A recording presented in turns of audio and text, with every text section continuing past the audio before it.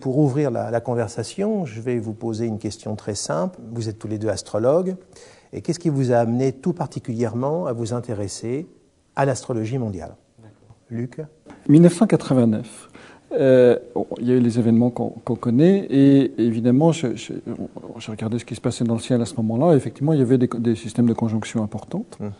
Et je me suis dit, il y a forcément quelque chose qui se passe. Donc du coup, je me suis mis à regarder l'histoire du communisme de manière un peu plus en détail à travers les cycles Saturne-Neptune.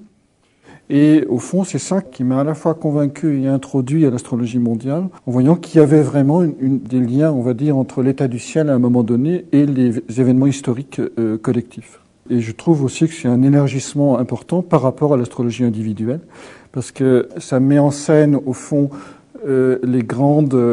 alors, moi j'ai une approche symbolique, donc je dirais comment les archétypes s'incarnent dans l'histoire. Alors que l'astrologie individuelle, c'est plutôt comment arriver c'est une ontologie, c'est une science de l'être, c'est-à-dire comment arriver à la révélation de son identité profonde. Donc, l'astrologie mondiale, si je devais donner une définition, ce serait comment, progressivement, c'est pas en fait l'histoire qui fait les mythes, c'est les mythes qui font l'histoire. C'est-à-dire comment, au fond, les grands schèmes de sens, les grandes structures mythologiques, puisqu'on peut les ramener, les planètes sont des dieux, s'incarnent progressivement dans l'histoire pour produire du sens à travers des formes qu'on appelle les événements.